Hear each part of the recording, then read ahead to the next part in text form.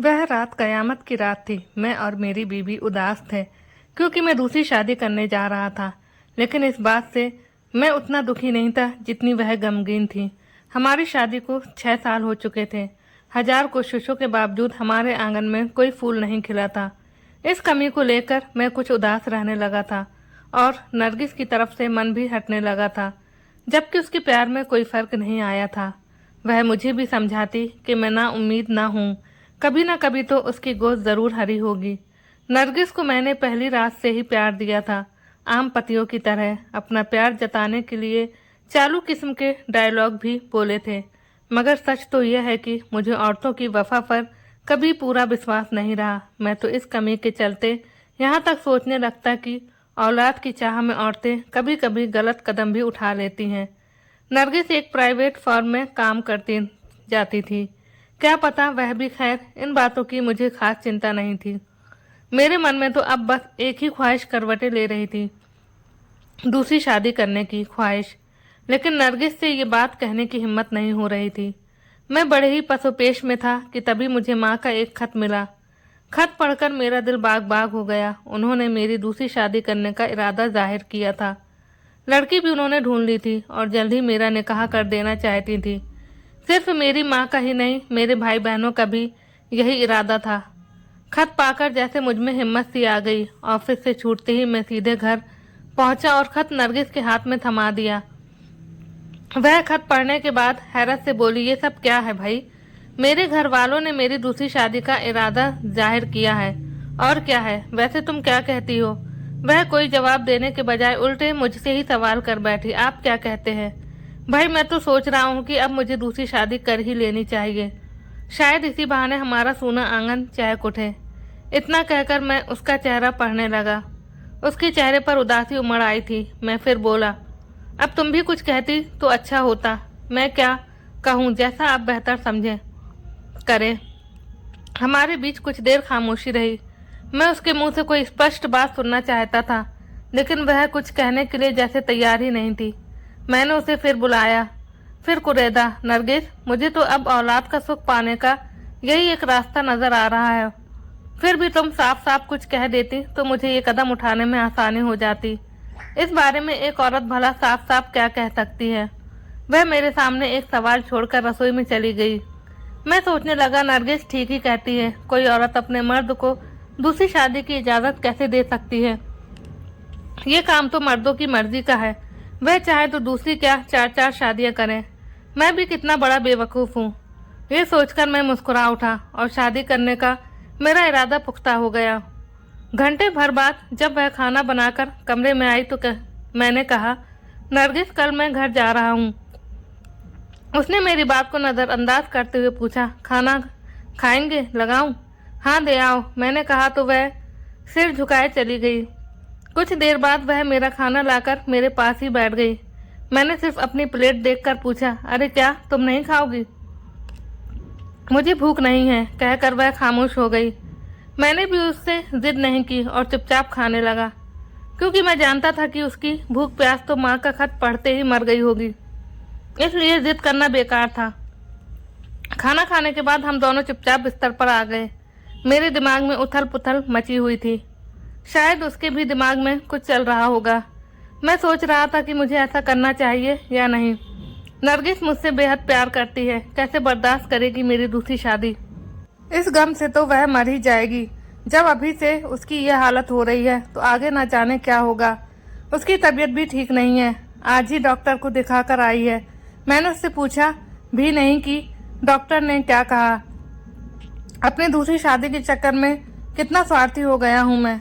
फिर जैसे मेरे अंदर से किसी ने कहा, और नौशाद, इतना सोचो मत, तब तो कर ली शादी। अरे आजकल तो औरत खुद अपने मर्द को छोड़कर दूसरी शादी कर लेती है, और तुम मर्द हो कर इतना सोच रहे हो, और फिर तुम तो अपनी बीवी को तलाक भी नहीं दे रहे। कुछ दिन वह जरा उदास रहेगी, फिर पहले की तरह हंसने बोलने लगेगी। इसलिए अब उसके बारे में सोचना बंद करो और अपना काम जल्दी से कर डालो। मौका बार बार नहीं आता। सुबह आँख खुली तो नरगिस मेरा नाश्ता तैयार कर चुकी थी। उसने मेरी पसंद का नाश्ता, खीर और पूरी बनाई थी। नाश्ता भी मुझे अकेले ही करना पड़ा। बहुत कहने पर भी उसने मेरा साथ नहीं दिया। मैंने उसे समझाया, नरगिस तुम क्यों इतनी उदास हो रही हो? मैं दूसरी शादी ही तो करने जा रहा हूँ, तुम्हें छोड़ तो नहीं रहा। अगर इसी बहाने मैं बाप बन गया तो तुम्हारा सूनापन भी दूर हो जाएगा। वह खामोश रही, एकदम खामोश। मुझे उसकी खामोशी से घबराहट सी होने लगी और जल्दी से घर से निकल जाने को मन करने लगा। मैंने झटपट अपना सूटकेस तैयार किया, कपड़े पहने और ये कहते हुए बाहर निकल आया, नरगिस मुझे लौटने में 10-15 दिन लग सकते हैं, तुम अपना ख्याल रखना। मैं रिक्शा पकड़कर स्टेशन पहुंचा, टिकट कटाकर एक्सप्रेस गाड़ी पकड़ी और धनबाद से रफीगंज पहुंच गया। फिर चौथे ही दिन फरजाना नाम की एक लड़की से चंद लोगों की मौजूदगी में मेरा निकाह हो गया। वह लड़की गरीब घर की थी, लेकिन पढ़ी लिखी और खूबसूरत। फरजाना को अपनी दूसरी बीबी के रूप में पाकर मुझ में जैसे नई उमंगें भर गईं। मैंने 20 दिन उसके साथ बहुत मजे से गुजारे। मेरे परिवार वाले भी उससे बहुत खुश थे। नई नई बीवी का मुझ पर ऐसा नशा छाया कि मुझे नरगिस की कई दिनों तक याद ही नहीं आई। फिर मुझे नरगिस की चिंता सताने लगी, उसके बारे में बुरे बुरे ख्याल आने लगे। फिर एक दिन मैंने अचानक धनबाद की गाड़ी पकड़ ली। ट्रेन से उतरकर जब स्टेशन से बाहर आया तो मुझे डॉक्टर असलम मिल गए। वह मुझे देखते ही लपक कर पास आते हुए बोले, भाई मुबारक हो, मैं कब से ढूंढ रहा हूँ तुम्हें, मुबारकबाद देने को। उनके मुंह से ये शब्द सुनकर मैं सोचने लगा कि मेरी शादी के बारे में इन्हें कैसे पता चल गया। शायद नरगिस ने इन्हें बताया हो। मैंने झेपते हुए उनकी मुबारकबाद का शुक्रिया अदा किया तो वह कहने लगे, भाई सिर्फ शुक्रिया से काम नहीं चलेगा, कुछ खिलाना पिलाना भी पड़ेगा। उनकी बड़ी तपस्या का फल है ये। तपस्या का फल? मैं कुछ समझ नहीं पाया। मैं हैरत से बोला तो वह शरारत भरे अंदाज में कहने लगे, शर्मा रहे हो? होता है, पहली बार बाप बन रहे हो ना, इसीलिए। बाप? डॉक्टर साहब आप क्या कह रहे हैं? मेरी समझ में तो सचमुच कुछ भी नहीं आ रहा। मेरी हैरानी बदस्तूर जारी थी। उन्होंने कहा, मियाँ नाटकबाजी बंद करो और मेरी एक बात ध्यान से सुनो। तुम्हारी वाइफ बहुत कमज़ोर है, उसका ज़रा ख्याल रखो, नहीं तो डिलीवरी के समय परेशानी हो सकती है। ये सुनकर मेरी हैरत और खुशी का ठिकाना नहीं रहा। हैरत इसलिए हुई कि नरगिस ने इतनी बड़ी खुशी की बात मुझसे छुपाए क्यों रखी। मैंने उससे फिर पूछा, डॉक्टर साहब आप सच कह रहे हैं? मुझे तो यकीन ही नहीं हो रहा। वह मेरा हैरानी भरा चेहरा देखकर बोले, क्या वाकई तुम्हें मालूम नहीं है? हाँ मैं सच कह रहा हूँ।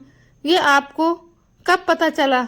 जिस दिन तुम ऑफिस जाते वक्त अपनी वाइफ को मेरे चैम्बर में छोड़कर गए थे। मैं तुम्हें मुबारकबाद भी देना चाहता था, लेकिन फिर नरगिस से पता चला कि तुम किसी काम से घर चले गए हो। मगर ताज्जुब है, नरगिस ने तुम्हें ये बात नहीं बताई। वह सिर हिलाते हुए आगे बढ़ गए। मैं जल्दी से रिक्शा पकड़कर सीधे घर पहुंचा। उस वक्त नरगिस गुमसुम सी कमरे में बैठी हुई थी। मैंने जाते ही उससे पूछा, नरगिस ये मैं क्या सुन रहा हूँ? तुमने मुझसे इतनी बड़ी बात छिपाए रखी? वह कुछ देर मेरी तरफ देखती रही, फिर उदास स्वर में बोली, नहीं छिपाती तो आप दूसरी शादी कैसे करते? इसका मतलब है तुम भी यही चाहती थी कि मेरी दूसरी शादी हो जाए? मैं नहीं, सिर्फ आप चाहते थे। आप ही के दिल में दूसरी शादी की तमन्ना पैदा हो गई थी। एक औरत तो कभी नहीं चाहेगी कि उसकी कोई सौतन आए। सिर्फ औलाद नहीं होने से हमारा प्यार कम होने लगा था। मेरी तरफ से आपका मन हटने लगा था। आपकी नज़र में मेरी कोई कीमत नहीं रह गई थी। मुझसे दिली प्यार नहीं रह गया था और मेरा प्यार इतना कमज़ोर नहीं कि अपनी कोख में पल रहे बच्चे का सहारा लेकर मैं आपको अपने इरादे से रोकती।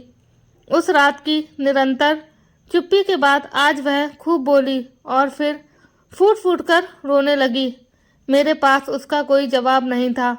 मैंने उसके आंसुओं को पोंछते हुए कहा, नरगिस मैं औलाद के लिए नहीं बल्कि दूसरी शादी के लिए ललायत हो गया था और भूल बैठा। अब शायद इस भूल की सज़ा भी मुझे काटनी पड़ेगी। वह मुझे माफ़ करके मेरे गले से लग गई थी। आज इस बात को लगभग 15 साल गुजर चुके हैं। मैं 6 बच्चों का बाप बन गया हूँ। 3 नरगिस के हैं और 3 फरजाना के। दो शादियां करके जैसे दो नावों की सवारी कर रहा हूँ। बहुत टेंशन में रहता हूँ। नरगिस तो बहुत सूझबूझ वाली और संवेदनशील औरत है, लेकिन फरजाना छोटी छोटी बात पर भी मुझसे झगड़ती और ताने सुनाती रहती है। आज मैं बहुत पछता रहा हूँ। सोचता हूँ आखिर मैंने दूसरी शादी क्यों की थी।